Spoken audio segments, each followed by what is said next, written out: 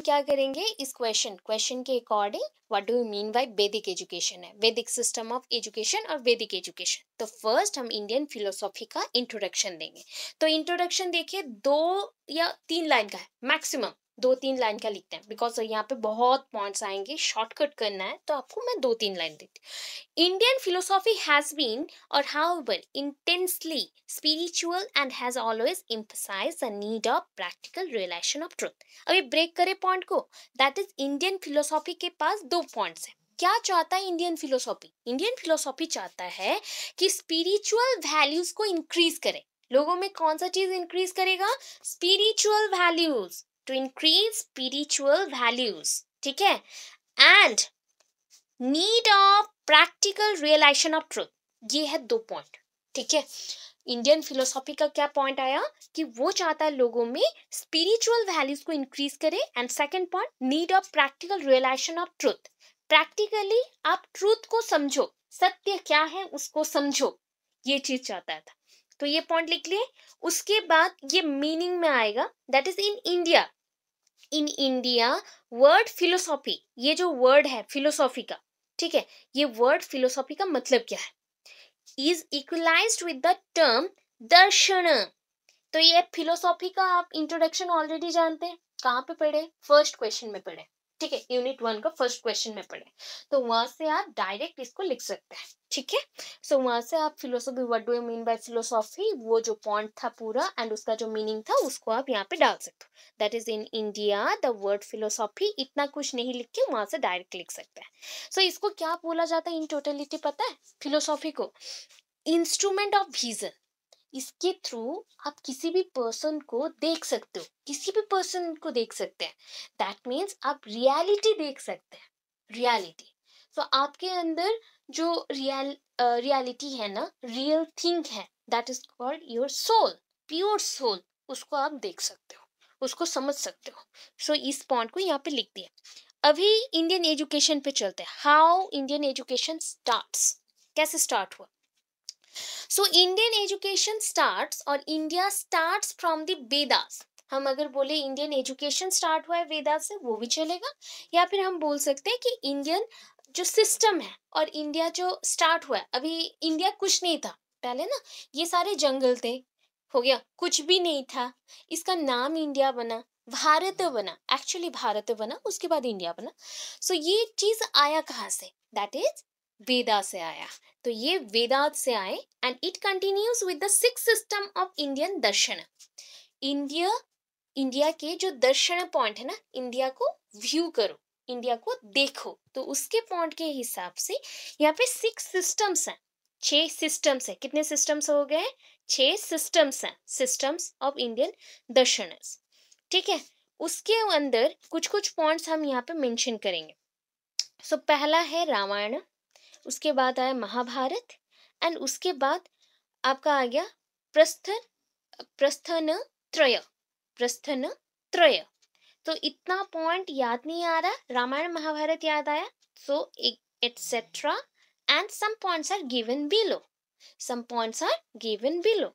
तो क्या क्या और पॉइंट्स बच गए? और भी है, दैट इज उपनिषद, ब्रह्मसूत्रस, श्रीमद् भगवत गीता। हो गया। श्रीमद् भगवत गीता में इंडियन हिस्ट्री के कुछ कुछ पॉइंट्स को निकाला गया, दैट इज वो महाभारत का भी पॉइंट बताएगा, एंड उससे पहले रामायण का भी पॉइंट्स बताएगा। तो सब कुछ वहां पे मेंशन किया गया, ठीक है। सो ये सारी चीज आप लिखेंगे जो पॉइंट किया गया, ओनली टिक मारा गया। अभी क्या हो गया? अभी ना आपके एजुकेशन सिस्टम को हम इतना डिटेलली नहीं जानेंगे, बिकॉज बहुत सारा है। सो यहाँ पे सिर्फ याद रखने के लिए इतना करिएगा, लिखिएगा नहीं, ओनली मैं बता रही हूँ जो चीज, उसको याद रखो। ये चीज को रिमेम्बर करने के लिए, लिखना नहीं है बिल्कुल भी एग्जाम में। क्या है आपका एजुकेशन सिस्टम? 4 पार्ट्स में डिवाइडेड है, 4 पार्ट्स में आपका एजुकेशन सिस्टम डिवाइडेड है।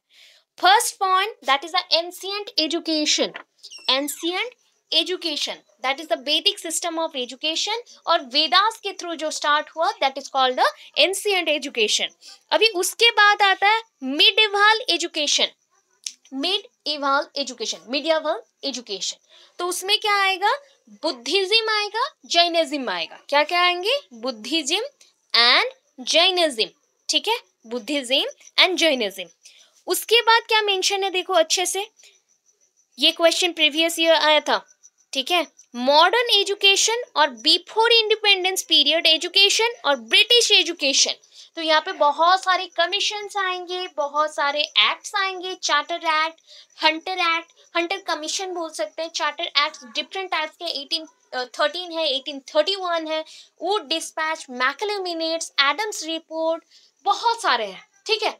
सो वो सारे पॉइंट्स को छोटा छोटा पार्ट करके लिखना है, ठीक है।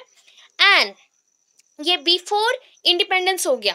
आफ्टर इंडिपेंडेंस, इंडिपेंडेंस के बाद जब हमारे इंडिया को इंडिपेंडेंस मिल गया, उसके बाद क्या क्या हो सकता है, कौन से कमीशंस आ गए, that is called IEC, Indian education commission, SSC, secondary education commission, UEC, university education commission, and उसके साथ ये चीज आया SSA, mid day meal scheme, inclusive education, ये सारे पॉइंट्स आए। Are you clear? ये क्लियर है आपका माइंड? आपका माइंड क्लियर है? अच्छा, समझ पा रहे हो ना पूरा? Okay okay. सो ये चार चीज हाँ माइंड में रखिए। एंड ये चीज ना सोशल स्टडीज में जो बच्चे हैं जो ओटेट देना चाहते हो, प्लीज पूरा फोकस करके चलो, बिकॉज आपके सोशल स्टडीज में हिस्ट्री है, ज्योग्राफी है, पॉलिटिकल साइंस है, सबसे क्वेश्चंस आते हैं, ये बेसिक है, ठीक है। तो आपको ये थोड़ा थोड़ा याद रखना चाहिए बहुत ही अच्छे से। ये सब आपको नहीं लिखना है, एग्जाम की कॉपी में आपको नहीं लिखना है, जितना मार्क करके दी हूँ उतना लिखना है। सो ये सब सिर्फ याद रखने के लिए कि कितना पीरियड ऑफ एजुकेशन है। एंशियंट पीरियड ऑफ एजुकेशन है, that is ancient education, medieval education, modern education and contemporary education, that means after independence education, ठीक है। यहाँ तक हो गया। अभी नेक्स्ट चलते हैं। ये उल्टा हो गया,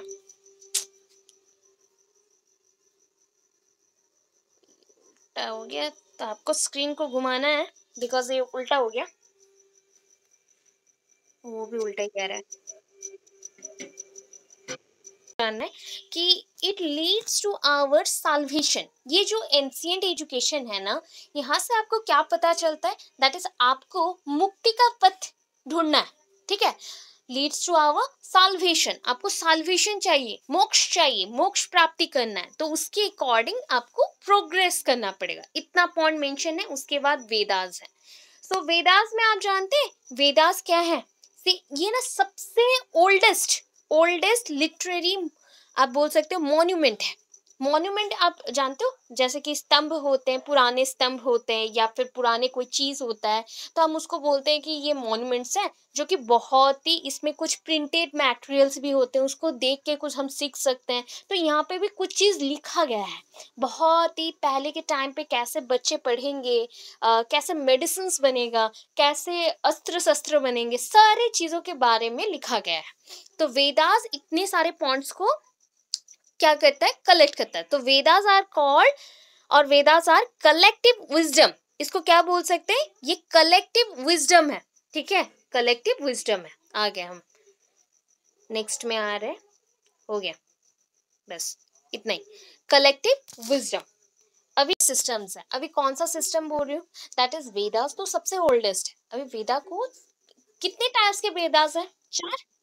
कितने वेदास है, चार वेदास है। सो पहला जो वेदा है ना, that is called Rig Veda, that is RK Veda, यहाँ पे मेंशन है। आरके शॉर्ट फॉर्म है, ऋग वेदा का शॉर्ट फॉर्म है आरके वेदा, ठीक है, आरके वेदा। हाँ, तो आप क्या करेंगे, फटाफट से सारा वेदास का नाम लिख देंगे। कैसे लिखेंगे, एग्जाम पे जैसे आ गया है, ये क्वेश्चन आप करेंगे, ऐसे करेंगे, वेदास, इसको चार पार्ट में डिवाइड कर लो, ठीक है, चार पार्ट में डिवाइड कर लो। तो पहला ऋग वेदा, ओनली नाम से लिख दीजिए ना, उसको एक्सप्लेनेशन करने का भी जरूरत नहीं है, ओनली पता रहना चाहिए कि हाँ वैदिक सिस्टम पढ़ रहे तो वेदास के बारे में थोड़ा बहुत पता है हमें। सो ऐसे करके लिख देंगे। एंड उसके बाद स्टार्ट करेंगे समवेदा।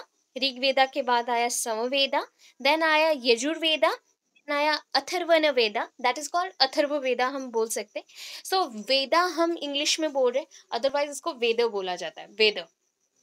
तो यहाँ पे ना जो आपका ऋग वेदा है, वहां से आप मैं बोलती हूँ दैट इज समवेदा से अभी थोड़ा स्टार्ट करिए। तो समवेदा में आप क्या है, sweet musical tones to entertain हाँ बोलिए, क्या बोल रहे हैं? हाँ हाँ, वो ऋग वेदा है, वो उसका शॉर्ट फॉर्म में लिखा गया है, आरके। ठीक है, वो शॉर्ट फॉर्म में लिखा गया है, अदर कुछ नहीं है वो, ठीक है। ऋग वेदा आप लिख सकते हैं, या फिर RIG लिख सकते हैं, RIG। ठीक है। सो ये क्या है ना, नॉर्मली गॉड्स को कैसे प्रेज करना है, भगवान को कैसे पूजना है, ये चीज मेंशन था आपका ऋग वेदा में। ठीक है, मैं शॉर्ट में बोल रही हूँ, शॉर्ट में बोल रही हूँ, इन शॉर्ट में बोलना है कि ऋग वेदा में क्या है मेंशन, क्योंकि उसमें बहुत सारी चीजें हैं, उसमें अगेन कांड है, हम जिसको बोलते हैं हाइम्स, दैट इज बहुत सारे कांड हैं। कांड मीन्स अभी के टाइम पे बोल सकते हो बुक में जैसे चैप्टर्स होते हैं, उस टाइम में वैसे कांड होते थे। कांड, एक कांड दैट इज अ प्रथम अध्याय, द्वितीय अध्याय, ऐसे चीजें होते थे। तो आप क्या मेंशन करेंगे, टू प्रेज गॉड ओनली, जैसे ऋग वेदा मेंशन किया हमने यहाँ पे, ऐसे करके वेदा कर दिया, वेदा के टाइप्स, एंड आर के वेदा, और that is Rig Veda, RIG, Rig Veda, and उसके नीचे एरो मार्क डालना है, एंड टू प्रेज गॉड। ठीक है, और हाउ टू वर्शिप गॉड, इतना हम यहाँ पे जानते हैं। इसके बाद क्या करेंगे, समवेदा पे आएंगे। समवेदा, तो सम मीन्स होता है song, music, music, dance, drama, art, ये सारे आते हैं समवेदा में। तो समवेदा के थ्रू बताया गया कि भगवान को कैसे पूजा करना है, तो वो ऋग्वेदा में समझ गए। अभी हम भगवान को कैसे एंटरटेन करें, कैसे उनको बहुत सारा प्लीज करें, दैट मीन्स उनको एंटरटेन के साथ अच्छा एक बिहेवियर दिखाना, स्वीट बिहेवियर दिखाना, ये म्यूजिक के थ्रू ही पॉसिबल होता है। म्यूजिक के थ्रू ही हम भगवान तक पहुंच सकते हैं, ऐसे माना गया। तो समवेदा में उसके बारे में लिखा गया। इसलिए समवेदा में आप different dance styles, different artistic zones में जो जो आर्टिस्ट आर्ट्स हैं, वो सब जान सकते हैं। अच्छा, कुछ पूछ रहे हैं क्या, या फिर प्लीज म्यूट कर लो, म्यूट कर लीजिए प्लीज। यजुर्वेदा, तो यजुर्वेदा में क्या है, प्रोज और पैसेज कैसे आपको लिखना है। आप जो राइटिंग स्टाइल्स यूज करते हैं ना, different types of writing styles, अब भी हम बोलते हैं उड़िया अगर यूज करते हैं, गद्य पद्य, इंग्लिश बोले तो प्रोज एंड पोएट्रीज, जो भी रहते हैं, तो उसको कैसे लिखना है, ये पैसेजेस कैसे लिखने हैं, ऐसे कैसे लिखने हैं, एंड उसको अच्छे से कैसे लिखना है, ये सारा आपका ना यजुर्वेदा में मेंशन किया गया है। अथर्ववेदा में क्या मेंशन किया गया, अथर्ववेदा में कैसे डेवलपमेंट होगा। ठीक है, अथर्ववेदा में कैसे डेवलप होगा उसके बारे में लिखा गया है। दैट मीन्स हम तो पढ़ाई लिखाई सीख गए, हम गाना बजाना भी सीख गए, भगवान को पूजना भी सीख गए, इसके बाद हमारा डेवलपमेंट भी तो चाहिए, हमारे क्लासिफिकेशन होने चाहिए, हमारे लेवल के अकॉर्डिंग डिविजन्स होने चाहिए। तो ये जो अस्त्र शस्त्र कैसे चलाओगे, या फिर कैसे ऑपरेशंस होगा, कैसे मेडिकल साइंस में हम इंक्लूड करेंगे, तो ये सारी चीजों के बारे में आप अथर्ववेदा में पढ़ोगे, ये डेवलपमेंट रिलेटेड है। ठीक है, सिंगल वर्ड्स में लिख सकते हैं, सिंगल वर्ड्स में आप मेंशन कर सकते हैं। ये चीज को जब भी आप लिखने बैठो, वीडियो ओपन करोगे, सुनोगे एंड लिखोगे, ये बेटर है आपके लिए। ठीक है, अभी देखो 4 पार्ट्स ऑफ वेदा, 4। हाँ बोलिए।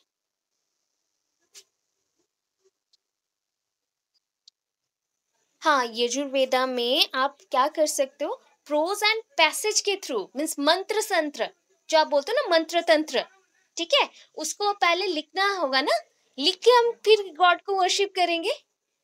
सो उसके थ्रू, वो मंत्र तंत्र के अकॉर्डिंग आपको प्रोज, पैसेज, पोइट्रीज, ये सारे आएंगे। जैसे अभी के टाइम पे हम हनुमान चालीसा पढ़ते रहे ना, तो ये कहाँ से आया, किसने लिखा, क्यों लिखा, ये कौन सा स्टाइल पे है, ये सारा यजुर्वेदा में है।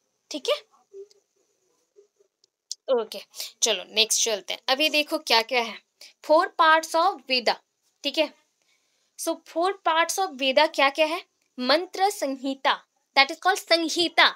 हम जो संहिता बोलते हैं, इसको संहिता यहाँ पे लिखा गया है, संस्कृत में है, संहिता बोल सकते हो, संहिता है। ठीक है, देन आया ब्राह्मणस। ठीक है, देन आया आर्यंकरस, उसको आर्यंकरस को आर्यंक लिखा गया। तो उसको और थोड़ा तोड़ दे तो इंग्लिश में मेंशन है अरण्यकस। ठीक है, अरण्यकस, हम जिसको आर्यनस बोलते थे, तो उसको तोड़ के यहाँ पे लिखा गया अरण्यकस। देन आया उपनिषद, ये 4 पार्ट्स हैं, 4 पार्ट्स के दो दो लाइन करके आपको लिखते हैं। तो फर्स्ट पार्ट, मंत्र संहिता में क्या लिखेंगे, देखो मंत्र संहिता में अभी जो पॉइंट्स था ना, कैसे मंत्रों को यूज करना है, मंत्र तंत्र जो भी हम लोग यूज करते हैं भगवान को वर्शिप करने के लिए, ये एक पार्ट है। ठीक है, mantras means a hymn added to some god और गॉडेस। जस्ट लाइक आप दुर्गा माँ का पूजा करते हो तो दुर्गा माँ का मंत्र पढ़ते हो, गणेश पूजा करते हो तो गणेश पूजा में भगवान गणेश जी के लिए जो मंत्र रहते हैं वो होते हैं। तो डिफरेंट गॉड्स एंड गॉडेसेस के लिए आप लोग डिफरेंट टाइप्स के मंत्र यूज करते हैं। तो ये मंत्र संहिता है। देन आया Brahmanas. So mantras are written in prose, अभी पढ़े ना यजुर्वेदा में वही चीज। So they are the elaboration of the complicated ritualism of the Vedas. अच्छा, कौन पहले के टाइम पे पता है? ब्रह्म, हम बोलते थे ब्रह्म, यहाँ पे स्पेलिंग रॉन्ग है, ब्रह्म लिखा गया है, तो ब्रह्म नहीं होगा, ब्रह्म होगा। सो ब्रह्म कौन होते थे? जो कि ओरली प्रेयर करते थे, कोई चीज को ओरली प्रेयर करते थे, प्रार्थना करना, प्रेयर करना, ठीक है। तो मंत्र को पहले हमने जाना, तो हम तो मंत्र उच्चारण भी नहीं कर सकते, कुछ कुछ मंत्र को उच्चारण करते नहीं कर पाते, तो ये कौन करता था उस टाइम पे? ब्राह्मण करते थे। तो ब्रह्म ज्ञान प्राप्त करने के लिए वो मंत्र तंत्र पढ़ते थे एंड उनके लिए रिचुअल्स भी होता था, उपनयन, ठीक है। तो ये सारे जो हम थ्रेड सेरेमनी बोलते हैं वो चीज होता था। तो ये मेंशन होगा ब्राह्मणस पे। तो जो पॉइंट मेंशन है उतना 2 लाइन लिखेंगे आप। फिर अरण्यकेस आए। So that is Aranyakas are the transition from the ritualistic to philosophic thought. जो रिचुअल्स होते हैं वहां से आप शिफ्ट करोगे कहाँ पे? फिलोसॉफिक थॉट पे। फिलोसॉफिक मीन्स पुराने जो नॉलेज है उस थॉट पे आएंगे। रिचुअल्स क्यों जुड़े हुए हैं नॉलेज के साथ या पुराने थॉट्स के साथ, उसको आप एक्सप्लेन कर रहे हो, ठीक है। आपका जैसे हम अभी बोलते हैं ना हमारे मैरिज होते हैं, तो मैरिज एक रिचुअल जैसा है। तो इस मैरिजेस में हम लोग क्या करते हैं ना, बहुत सारे मंत्र पढ़ते हैं, बहुत सारे आशीर्वाद चाहिए, बहुत सारे पूजा पाठ होते हैं, सब कुछ होता है। तो ये क्यों होता है, रीजन क्या है, क्यों हम मतलब जस्ट रिचुअल्स को फॉलो करते हैं या वन बाय स्टेप में हम उसको फॉलो करके जाते हैं। तो ये सारा चीज अरण्यकेस में बताया गया। देन आया उपनिषद। सो उपनिषद इज अ कंक्लूडिंग पोर्शन, जहां पे समापन होगा या समाप्त होगा, कोई चीज का एंड हो रहा है, ठीक है। The concluding portions of the Aranyakas are called Upanishad. Aranyakas के जो भी कंक्लूडिंग, वो सबको समझ गए, रिचुअल्स को समझा दिए, फिलोसॉफिक पॉइंट्स को ले आए एंड उसको एक्सप्लेन करे। तो एक्सप्लेन करके कहीं पे लिखेंगे ना, तो वो हो गया उपनिषद, ठीक है, उपनिषद। सो ये बोला जाता है these are intensely philosophical and spiritual. ये पूरा ही ना होलिस्टिक है, भगवान को कनेक्ट करने वाला चीज है। ये पूरा ही फिलोसॉफिकल है, नॉलेज बेस्ड है एंड स्पिरिचुअल है। एंड आपको बोल सकते हैं हम इसको, ये क्या है? क्रीम ऑफ द वैदिक फिलोसॉफी।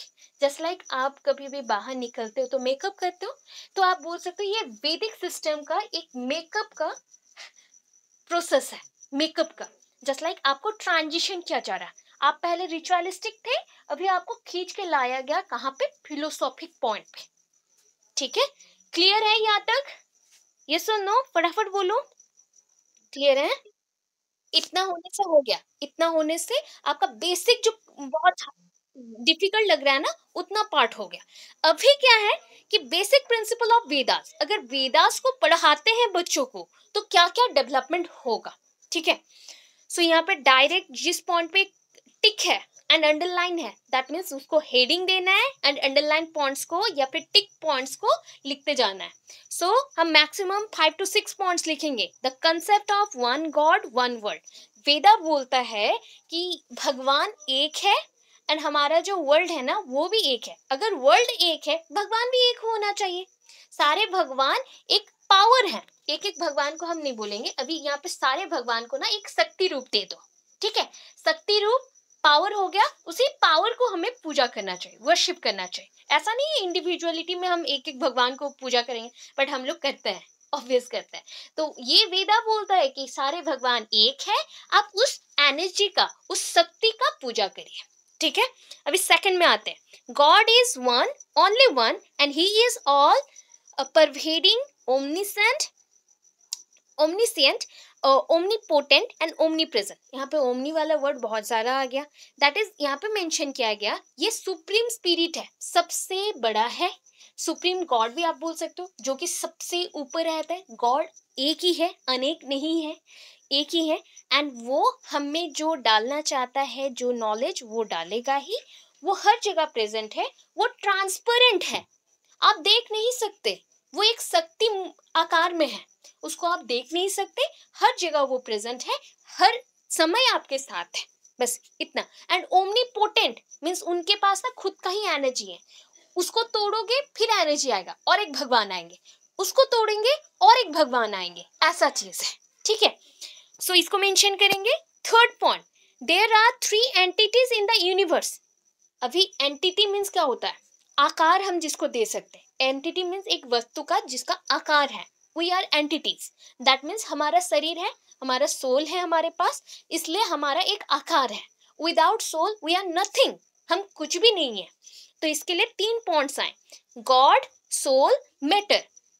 मैटर में जिसके ऊपर आप डिपेंड करते हैं, जैसे कि हम मेटलिस्टिक लाइफ लेते हैं तो कुछ मैटर्स हमें जरूरत चाहिए, हम खाना खाएंगे, हम सोएंगे, बेड चाहिए, पढ़ाई करना, बुक्स चाहिए, कहीं जाना है, व्हीकल्स चाहिए, ये सारे मैटर्स हो गए, ठीक है। उसके साथ सोल है, सोल सबसे इंपॉर्टेंट है। सोल कभी भी गंदा नहीं होता, आपका बॉडी आपका माइंड गंदा हो सकता है, सोल कभी भी गंदा नहीं होता, वो सबसे प्योरेस्ट फॉर्म में है। वो चीज सोल आपका गंगा जल जो हम बोलते हैं उससे भी शुद्ध है, ऐसा चीज माना गया है। एंड जो गॉड है, गॉड तो सबके ऊपर है। तो ये यहाँ पे 3 वस्तुएं हैं या फिर 3 चीजें हैं, जैसे कि गॉड, सोल, मैटर, ठीक है। और नहीं लिखेंगे ज्यादा, क्योंकि ज्यादा होने से बहुत लिखना पड़ेगा, ठीक है। अभी छोटे छोटे पॉइंट्स पे आते हैं, जो 3 इंपॉर्टेंट था वहां पे हमने टिक किया, इसके बाद ये लिखेंगे। This universe is found by God. किसने बनाया? गॉड ने बनाया, ठीक है। इस यूनिवर्स को, विश्व को किसने बनाया? गॉड ने बनाया।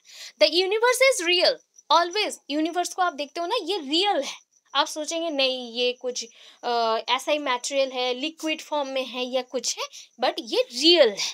It is not an illusion और ड्रीम, ये कोई ड्रीम नहीं है या इल्यूजन नहीं है। Universal fraternity should be promoted. हम इसलिए बोल सकते हैं कि यूनिवर्सिटी में, विश्व में एकता चाहिए, यूनिटी चाहिए। यहाँ पे जो पावर है वो सबके लिए है, ऐसा नहीं है जो भगवान से मेरे हैं, ऐसा नहीं हो सकता, सबके लिए है। जो चीजें हैं सबके लिए है। ये जो सब कोई पैसा पैसा करते हैं, तो मनी इज नथिंग, बिकॉज अगर अभी कोई पॉइंट आए एंड कोई एनर्जी ऐसा आए जो पूरे यूनिवर्स को क्या करे, जस्ट लाइक खत्म कर दे, एक्सप्लॉइट कर दे, देन क्या होगा? मनी कुछ काम पे नहीं आएगा, ठीक है। बट हम मटेरियल्स के ऊपर डिपेंड करते हैं, सो मनी यहाँ पे इंपॉर्टेंट हो गया, मैटर के अकॉर्डिंग इंपॉर्टेंट हो गया, गॉड के अकॉर्डिंग नॉट इंपॉर्टेंट, यूनिवर्स के अकॉर्डिंग नॉट इंपॉर्टेंट। अच्छा, देयर आर 4 आश्रमस यहाँ पे मेंशन किया गया। आश्रम, यहाँ पे आश्रम क्या मेंशन किया गया? एक्चुअली आपके जो लाइफ है ना, लाइफ को हम यहाँ पे थोड़े थोड़े पार्ट्स में डिवाइड करेंगे, वो भी 4 पार्ट्स में, ठीक है। पूरे लाइफ को आपको जानना चाहिए, मैंने इसलिए बोला था कि इससे आप बहुत कुछ सीखेंगे। तो आपके लाइफ को ना यहाँ पे हम 4 पार्ट में डिवाइड करेंगे। पहला part, Brahmacharya ashram. It is the age for learning. जिस टाइप पे आप एजुकेशन ले रहे हो, दैट मीन्स आप ब्रह्मचार्य और ब्रह्मचारिता का गुण, कैरेक्टर ले रहे हैं, दैट मीन्स उसका गुण को आप क्या कर रहे हो, जी रहे हो, ठीक है। ये लर्निंग के लिए है। फिर आया गृहस्थ आश्रम। गृहस्थ मीन्स यहाँ पे हम क्या करेंगे, सोसाइटी, गॉड, इनके साथ अपना कनेक्शन बनाएंगे, रिलेशनशिप रहेगा, ब्लड बॉन्डिंग्स रहेंगे, एंड हम अपने लाइफ में मैरिज करे, बेबीज ले या कुछ भी, फैमिली बढ़ाए, तो वो सारे पॉइंट्स रहेंगे। अभी नेक्स्ट आता है वनप्रस्थ आश्रम। ये हो गया ना, ये एज होता है कि वन जंगल में नहीं रहना है, वैसा नहीं है, जंगल में नहीं रहना है, फॉरेस्ट में नहीं जाना है। आपका नॉलेज आप कितने लोगों को शेयर कर रहे हो, ये इंपॉर्टेंट है। तो it is the age of sharing knowledge to others, आपको लोगों को नॉलेज देना है। And last, sannyasa ashram. It is the age for salvation, realisation and union with God. Union with God, भगवान के साथ खुद को जोड़ लो, रियलाइजेशन, सत्यता को मान लो, एंड साल्वेशन, मोक्ष प्राप्ति कर लो, ठीक है। सो आप कौन से लाइफ में हैं मुझे कल बताइएगा क्लास में, ठीक है। मैं पूछूंगी आपका लाइफ कौन सा चल रहा है। सो आप कैसे डिवाइड कर सकते हैं पता है, 25 करके डिवाइड करना अपने लाइफ को, पूरे अपने लाइफ को 25 एज के अकॉर्डिंग ईयर्स के अकॉर्डिंग डिवाइड करना, दैट इज 25। जो फर्स्ट 25 है, फर्स्ट पार्ट है, वो कौन सा हो जाएगा, ब्रह्मचार्य। सेकंड कौन सा हो जाएगा, दैट इज 25 to 50 गृहस्थ। अभी 25 to 50 के बाद 50 to 75 दैट इज अ बनप्रस्थ आश्रम, जहाँ पे आप शेयर करोगे अपने नॉलेज को। एंड लास्ट 75 to 100 क्या करेंगे, संन्यास आश्रम। अभी के टाइम पे ये टाइमिंग थोड़ा सा चेंज हुआ है, तो वो आप पढ़ोगे एंड लिखोगे। वेदा के अकॉर्डिंग यही 25 के ईयर्स के अकॉर्डिंग चलेगा, बिकॉज वेदा के अकॉर्डिंग लोग 100+ ईयर्स तक बचते थे, अभी के टाइम पे नहीं बचते। So there are 4 purusharthas also. So purusharthas को यहाँ पे आप नहीं लिखेंगे तो भी चलेगा, बिकॉज यहाँ पे एंड बोला गया है, ये आपके डिजायर का एंड है। आपके जो भी सार्थता है उसको आप प्राप्ति करो, दैट मीन्स आपका जो नीड है ना, नीड को फुलफिलमेंट किया जाता है पुरुषार्थ में। सो उसको आप छोड़ सकते हैं, स्किप कर सकते हैं। तो इतने पॉइंट्स लिखेंगे, फिर ये नहीं लिखना है धर्म, अर्थ, काम, मोक्ष, फिर से नहीं लिखना है, वो पॉइंट्स हो गया ऑलरेडी उसी के अंदर, ठीक है। अभी देखो एजुकेशनल इम्प्लीकेशन ऑफ वैदिक और तपोवन एजुकेशन। तपोवन मीन्स जंगल में पढ़ते थे, आश्रम में रहते थे, तपोवन हम वन को बोलते हैं, तो वहाँ पे कैसा होता था। तो यहाँ पे पूरा नहीं लिखना है, यहाँ कंसेप्ट ऑफ विद्या से आपको स्टार्ट करना है, that is a vidya means vidya. Concept of vidya से आप स्टार्ट करेंगे, what is vidya. The term vidya comes from the root of vid. अब पहले भी हमने किया था, पहले एक क्वेश्चन में ये किया था, विद मीन्स होता है टू नो और नॉलेज और लर्निंग, इसको हम विद्या बोलते हैं। ये 2 काइंड्स ऑफ विद्या हो सकता है। 2 टाइप के क्या विद्या है, एक हायर विद्या है, एक लोअर विद्या है, ठीक है। हायर विद्या को पर अपर, 2 टाइप के है, पर अपर। हम इसको संस्कृत के अकॉर्डिंग यूज करेंगे तो हम बोलते हैं अपर पर, ऐसे ही बोला जाएगा, पारा अपारा नहीं बोलिएगा, पर अपर, ठीक है। पर vidya it is the knowledge of the self, that of the self realization. ये सेल्फ है, खुद को जानना है या फिर सेल्फ रियलाइजेशन करना है, इतना ही, इतना तक लिखना है। अपर विद्या में क्या करना है, जितना भी नॉलेज है ना आपका, उसको यूज करें साइंस में, आर्ट्स में, एंड ऑल्सो सम होलिस्टिक जो भी पॉइंट्स है हमारे पूरे अर्थ में, सेक्रेट और होलिस्टिक, उसको भी कनेक्ट करो, देन उसको एंजॉय करो अपने लाइफ में। तो अभी ना आप दोनों को फुलफिल कर लिए हैं, पर विद्या भी मिल गया, अपर विद्या भी मिल गया, बिकॉज कुछ पॉइंट्स तक आप खुद को रियलाइज कर चुके हैं, एंड और कुछ पॉइंट्स में अभी science, arts and realistic life में जो भी है उस नॉलेज को भी हम गेन कर रहे हैं एंड एंजॉय कर रहे हैं। सो पर अपर विद्या इतना लिख दिए। अभी देखिए उपनयन संस्कार, ये संस्कार लिखा गया है, संस्कार लिख सकते हैं, संस्कार जिसको बोलते हैं उपनयन संस्कार, ठीक है। या फिर आप लिख सकते हो, आपका सेरेमनी भी लिख सकते हो, उपनयन ceremony. So in Vedic age the children were sent to gurukul. कहाँ पे भेजा जाता था, गुरुकुल में, ठीक है। गुरुकुल क्या होता है, आचार्य का हाउस, घर होता था। आचार्य हम बोलते थे ना, गुरुजी को हम क्या बोलते थे उस टाइम पे, आचार्य। तो आचार्य के जो घर होते थे, होम होते थे, वहां पे एजुकेशन मिलता था। तो पहले ना उनको उपनयन किया जाता था, कोई भी बच्चे को पढ़ने के लिए अगर भेजा जाता था ना, एक पर्टिकुलर, जैसे अभी के टाइम पे क्या है, 4-5 ईयर्स होने से बच्चा स्कूल जाएगा, तो उस टाइम पे भी एक सेरेमनी जैसा किया जाता था कि बच्चे अब बड़े हो गए, उनको स्कूल जाना है, स्कूल नहीं, उस टाइम में था तपोवन एजुकेशन में जाना है, तपोवन विद्यालय में जाना है, मतलब आचार्य के घर जाना है, वहां पे वो बढ़ेंगे, एक जैसा सबको समझेंगे और पढ़ाई ज्ञान लेंगे आचार्य से, ठीक है। तो अभी उपनयन मीन्स नियर द गुरु, उपनयन मीन्स क्या हो गया, नियर द गुरु। मैं रेडी हूँ, रेडी टू गो, कहाँ जाएंगे, रेडी टू गो टू उपनयन सेरेमनी मीन्स हम बोले हम रेडी हैं, पहले उपनयन होगा, उसके बाद हम गुरु के पास जाएंगे, ठीक है, एजुकेशन के लिए। उनका बिगनिंग होगा लाइफ का, कि उनका एजुकेशन हो गया, ठीक है। इसको और क्या क्या बोलते हैं, रिचुअल्स को, ये जो उपनयन रिचुअल्स है, they were called antevasin and gurukulavasi, that is a gurukul vasi आप बोल सकते हैं, ठीक है। ऐसे कर सकते हैं या फिर स्किप कर सकते हो, कुछ कुछ पॉइंट्स लिखो, कुछ पॉइंट्स को स्किप करना। अभी देखो aim and ideals of education according to Rigveda, that is RK mention है, RK means Rigveda. So education should make man self reliant and selfless. आपको ना स्वार्थपर नहीं बनाएगा, हम जो स्वार्थ के लिए सोचते हैं ना, वो स्वार्थ के लिए नहीं सोचना, आपको सेल्फ रिलायंट बना रहा है, मतलब आप खुद से डिसीजन ले सकते हैं, डिसाइड कर सकते हैं। एंड सेल्फलेस बना रहा है कि आप अकेले के बारे में मत सोचो, सबके लिए सोचो। इतने पॉइंट्स को लिखोगे, ठीक है। उसके बाद करिकुलम में जाएंगे। करिकुलम उस टाइम में क्या क्या पढ़ाई होते थे, अच्छा इतना क्लियर है, ये सब नो क्लियर है? ओके, ओके ओके, अभी और कुछ पॉइंट्स है उसको कर लेते हैं। द करिकुलम, करिकुलम कैसे होगा? करिकुलम में ये पॉइंट पहला तो the Vedic in the Vedic education the curriculum was not narrowly conceived, it was a broad based one. इतना नहीं लिखना है चलेगा, क्योंकि बहुत लिख चुके हैं ऑलमोस्ट, जितना पढ़ा चुके हो ना उतना में 3 पेज के आसपास हम पहुंच गए हैं, तो हमारे पास और 1-2 पेजेस है उसमें कंप्लीट करना है, ठीक है। So curriculum covered from lowest to highest knowledge, ये ना छोटे छोटे पॉइंट्स है, जैसे आज का एजुकेशन है सेम उसी पॉइंट पे जाएगा। क्या आज का एजुकेशन भी पहले ABCD सिखाता है, देन वर्ड्स मेकिंग, देन उसके बाद सेंटेंस मेकिंग, देन पूरे बुक रीडिंग, तो वैसे लोएस्ट टू हाईएस्ट में जाएगा। Then next point, the lower knowledge consisted of all the empirical sciences, arts, as also of such sacred knowledge as related to things and enjoyment that varies.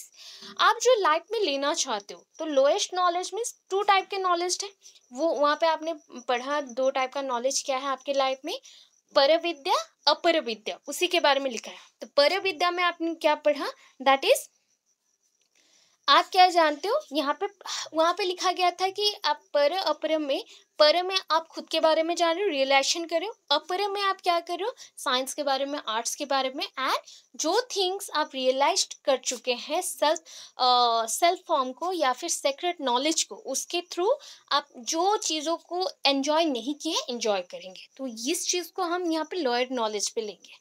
Lawyer knowledge consisted of all the empirical sciences, जो आपके surrounding में present है वो ज्ञान को लो, उसके साथ arts को लो, उसको किसके साथ जोड़ना है, सेक्रेट नॉलेज के साथ जोड़ना है, उसके थ्रू थिंग्स को समझो एंड एंजॉय करो अपने लाइफ को, ठीक है।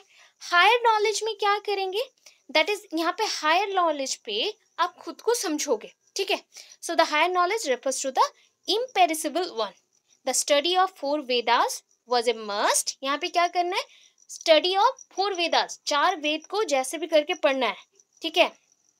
ये जो है ना सद लिखा गया है, दैट इज कॉल्ड स्वाद, स्वादंगस, स्वाद दर्शनस, ठीक है। एंड ये जो है पूर्व मीमांसा, दैट इज कॉल्ड मीमांसा, एक्चुअली पूर्व मीमांसा उत्तरा मीमांसा ऐसे है ना, तो आप उतना चीज नहीं लिखना है, आप क्या करेंगे यहाँ तक एंड करेंगे। 4 वेदास को लर्न करना है, 4 वेदास में ना ये सारे पॉइंट्स आ जाते हैं, इतने जो पॉइंट्स है ना सब आ जाएगा। 18 पुराणस आ जाएंगे, 18 पुराणस, तर्क शास्त्र, मीमांसा, धर्म शास्त्र, वैशेषिका, न्याय शास्त्र, संख्या शास्त्र, योगा, सब कुछ आ जाएगा। तो आपको क्या करना है, that is the study of 4 Vedas was a must, यहाँ तक लिखना है, ठीक है। यहाँ तक मस्ट तक आपको कंप्लीट करना है, टिक कर लीजिए, ओके। अभी मेथड्स ऑफ टीचिंग देखते हैं।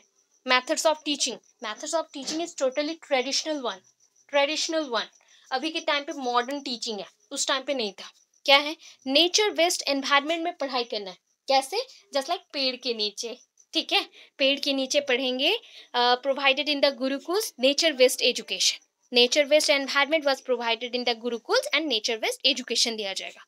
और क्या है, ओरल इंस्ट्रक्शंस, जैसे टीचर यहाँ पे क्या करेगा, कोई बुक्स नहीं है, कुछ नहीं है, यहाँ पे टीचर जो अपना ज्ञान देगा बच्चे अच्छे से सुनेंगे, उसको ताल पत्री में लिखेंगे, या मिट्टी के जो स्लेट जैसा, तब तो पूरा प्रॉपर स्लेट नहीं था, मिट्टी के स्लेट से उसमें खुदाई करके लिखेंगे, ऐसा सिस्टम था। या कुछ जगह में दिखाया गया रामायण महाभारत में कि वहां पे कलम कलम थे, कौन सा कलम, जो फीदर्स होते थे, बर्ड्स के पर होते थे, उसके अकॉर्डिंग था, ठीक है। उसमें लिखते थे। सो ये special stress was laid on the pronunciation of word, pronunciation के ऊपर बहुत ही ज़्यादा फोकस दिया जाता था, बिकॉज जो वहाँ पे गुरु हैं, गुरु जो बोलेंगे इफ वो गलत बोलते हैं तो गलत ही बच्चे सीखेंगे, तो इसलिए प्रोनाउंसिएशन के बेस पे बहुत अच्छे से उनको बोलना पड़ता था। अगर थोड़ा भी प्रोनाउंसिएशन गलत हो गया तो मंत्र उच्चारण सारा गलत होगा, बच्चे गलत सीखेंगे एंड इसको पाप माना जाता था। अगर एक गुरु कुछ गलत बच्चों को पढ़ा रहा है या फिर गलत प्रोनाउंसिएशन कर रहा है, ठीक है, एंड बच्चे उससे गलत सीख रहे क्योंकि किताबें नहीं है, तो वो पाप के साथ समान रहता था। तो इसको रिपीटेडली बोला जाता था। गुरु जो थे ना, रिपीटेडली, इफ एक बार गलत हो गया तो 2-3 बार बोल बोल के, रिपीटेडली बोल बोल के सही करते थे। एंड सबसे इम्पॉर्टेंट थिंग क्या है पता है? मेडिटेशन, मंत्र उच्चारण करना, शांति परिवेश में बैठ के मंत्र उच्चारण करना, इतना है। तो द वर्ड मंत्र मीन्स बॉर्न ऑफ मेडिटेशन। मंत्र, आप एक भी मंत्र ओम बोलते हो ना, तो इससे आपका मेडिटेशन लेवल आता है, फोकस लेवल इंक्रीज होता है। तो meditation help preservation of the meaning of the mantras and development of the sound of the disciples। अभी क्या है, बच्चों के अंदर डिसिपल्स तक आपको लिखना है, ज्यादा नहीं लिखना है, डिसिपल्स तक एंड करना है, ठीक है। अभी मेडिटेशन के थ्रू बच्चों में प्रिजर्वेशन मीन्स आप कोई भी चीज को प्रोटेक्ट करके रखना चाहते हैं, तो मेडिटेशन जितना करोगे मंत्र को अपने अंदर समा के रख रहे हो, ठीक है। तो ये चीज को हमने यहाँ पे फोकस किया गुरुकुल सिस्टम में। अच्छा, नेक्स्ट चलता है। अभी नेक्स्ट देखिए। तो ना एजुकेशन सिस्टम में 2-3 चीजें हैं। मैं ऑलवेज बोलती हूँ ना, कोई भी चीज को अच्छा से पढ़ना हो तो LSRW को फॉलो करना पड़ता है, लिसनिंग, स्पीकिंग, हाँ, रीडिंग एंड राइटिंग। तो ऐसा चीज यहाँ पे भी है, पर थोड़ा सा मॉडिफाई किया गया है। श्रवणम मीन्स सुनना, कोई भी चीज को लिसन करो properly and read it properly. कोई भी चीज, उपनिषद हो या फिर कोई भी मंत्र उच्चारण करो, उसको प्रॉपर गाइडेंस के साथ सुनो, ठीक है। अभी क्या है, मननम, दैट मीन्स कोई भी चीज को आप सुन रहे हो ना, मन में, अपने मन में उसको पकड़ के रखो। मन में कैसे पकड़ोगे? दैट मीन्स ज्ञान होगा तभी ना पकड़ेंगे उस चीज को, अच्छे से समझे, पसंद करने लगे, तभी अपने माइंड में पकड़ के रख सकते हो। तो that is called stage of meditation. Mananam को क्या बोलते हैं? मन में रखना, that means stage of meditation. अभी आया निधि ध्यानम। निधि ध्यानम मतलब अपने लाइफ को नियंत्रण में रख के, ध्यान में करके सारी चीजों को याद रखना। सो आप अगर हर एक दिन मंत्र उच्चारण के साथ मेडिटेशन करते हो, प्रॉपरली अपने लाइफ को एक मतलब सीरियल वाइज पे मेंशन करते हो या चलाते हो, देन क्या होगा, आपको फाइनल विजडम या फाइनल जो ज्ञान होता है, नॉलेज है, वो मिल जाएगा, आपको ट्रूथ मिल जाएगा, आप रियलाइजेशन एक्सपीरियंस कर सकते हैं, आपका ट्रूथ आपको जानने को मिलेगा। अभी देखो, मॉनिटरियल सिस्टम, उस टाइम पे पैसा देते थे क्या? नहीं ना। एंड और एक चीज, जैसे अभी के टाइम पे मॉनिटर्स होते हैं ना स्कूल्स में, तो उस टाइम में कौन होता था? पैसे तो बिल्कुल नहीं मिलते थे, बिकॉज उस टाइम में क्या था, गुरु को हम स्वर्ण मुद्रा नहीं दे सकते, हम गुरु को कुछ खान पान के लिए दे सकते हैं, उतना चीज़ें था, ठीक है। वो भी मेथड यहाँ पे है। मॉनिटरियल सिस्टम में intelligent students were offered opportunities to monitor the co students, इतना ही करना है। तो यहाँ पे भी आप क्या करते हो, स्कूल में जो बच्चे अच्छे पढ़ते हैं उनमें से किसी एक को हम मॉनिटर बनाते हैं, जो कि पूरे क्लास को पिन ड्रॉप साइलेंट के साथ रखे एंड पूरा मैनेज करके रखे वो चीज़। एंड प्रॉपर जो मेथड होता था टीचिंग का, वो होता था एक्सप्लेनिंग मेथड। क्या होता था? एक्सप्लेनेशन मेथड और एक्सप्लेनिंग मेथड, मतलब एक्सप्लेन किया जाता था हर एक चीज़ को। देन ग्रेजुएटेड क्वेश्चन, ये सब कुछ नहीं लिखना। 6th पॉइंट, 7th पॉइंट पे जाओगे, डिस्कशन मेथड। तो यहाँ पे ना एक चीज़ है, खंडन मंडन, ठीक है, खंडन मंडन, दैट इज द तर्क करना। अभी के टाइम पे इंग्लिश में बोलूँ तो डिबेटिंग। तो ये चीज को बहुत ज्यादा ही फोकस किया गया। Discussion method, we are discussing about this thing. तो क्या बोलूँ, मैं एक पॉइंट बोलूंगी, आप एक पॉइंट बोलोगे, उसके ऊपर फिर से मैं पॉइंट बोली, आप भी बोलोगे, तो ये हो गया खंडन मंडन, ठीक है। लॉजिकल और तर्क सिस्टम, और बोल सकते हो डिबेटिंग सिस्टम। साइड में लिख लो, याद नहीं रहेगा तो डिबेटिंग सिस्टम, ठीक है। अभी देखिए टीचर एंड स्टूडेंट्स का क्या रोल है। Teacher in the Vedic age were men of the highest calibre.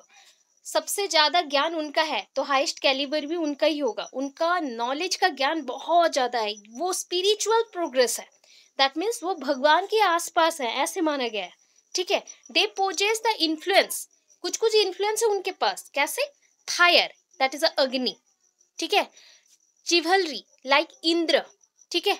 चिवलरी like Indra, मतलब हम अगर इंद्र के पास क्या है, वो बिजली कड़का सकते हैं कहीं पे भी, दैट इज कहीं पे भी तूफान ला सकते हैं, बारिश ला सकते हैं। तो उतने पावर होते थे गुरुज के पास, आचार्य जी के पास। तो living in their ashram they paid attention to the spiritual development of the students thought.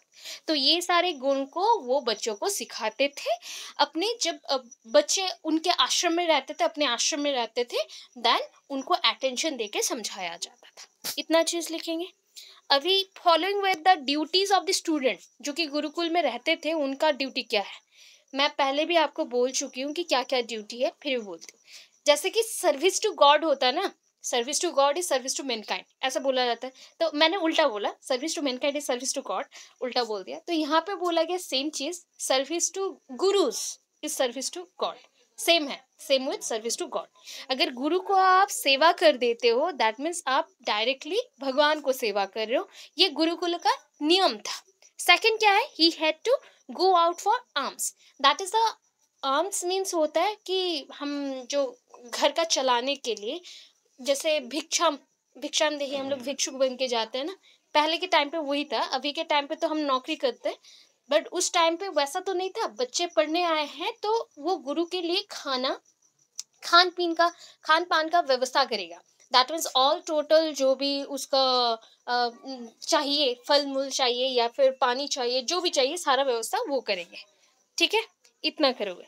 Next, living in gurukuls और gurukulas the student slept on the ground. जितने लोग भी गुरुकुल में रहेंगे, जो भी स्टूडेंट है वो नीचे सोएंगे। टुक सिंपल फूड, सिंपल खाना खाएंगे, सात्विक भोजन जो बोला जाता है वो है। Obeyed the Guru in all respect, जितने भी पॉइंट्स है सारे पॉइंट्स में गुरु को वो मानेंगे। His main duty was to study, उनका मेन ड्यूटी है स्टडी करना। And then they very gently learn, always हमेशा पढ़ रहे हैं तो जेंटली लर्न करेंगे। Attended to the instructions of the guru, always follow करेंगे इंस्ट्रक्शन जो भी गुरु ने दिया है उसको। ठीक है, डिसिप्लिन नहीं लेना है। लैंग्वेज क्या होगा उस टाइम में, लैंग्वेज था संस्कृतम, दैट इज संस्कृत था ऑफिशियल लैंग्वेज। 4 वेदा को पढ़ना है तो संस्कृत में ही पढ़ाया गया था। मेरिट्स क्या है वैदिक एजुकेशन का, पहला पॉइंट टीचर सेंटर्ड एजुकेशन है, गुरु के ऊपर हम निर्भर करें पूरा, किताबें नहीं है। The student feels guru as Lord Brahma Vishnu Maheshwar. Student क्या थिंक करते थे, जो गुरु है वो भगवान ब्रह्मा विष्णु महेश्वर जैसे हैं, उनके जैसे। डेवलपमेंट ऑफ वर्च्यू, कुछ कुछ पॉइंट्स उनके अंदर डेवलप्ड होता था, that is just like humbleness, truthfulness. ये सारे पॉइंट्स को हमने फोकस किया वैदिक एजुकेशन के थ्रू। डीमेरिट्स क्या है, no place for secular education, अलग अलग से जो पढ़ाया जाता था ना वैसा कोई पढ़ाई नहीं है, एक ही चीज को पढ़ना है, सबको पढ़ना है। जस्ट लाइक साइंस के लिए आप लेबोरेटरी, जैसे लेबोरेटरी में आप जाओगे प्रैक्टिकल करोगे, तो वो सब नहीं था उस टाइम पे।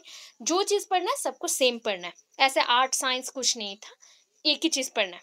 Given more emphasis for spiritual education, हम ज़्यादा इम्फेसिस और ज़्यादा फोकस किस पे कर रहे हैं, स्पिरिचुअल एजुकेशन, जो कि साल्वेशन की तरफ आपको ले जाएगा, मोक्ष प्राप्ति करवाएगा। Then only one language Sanskrit used in the process of education, only Sanskrit को यूज किया गया है एजुकेशन प्रोसेस में। ठीक है,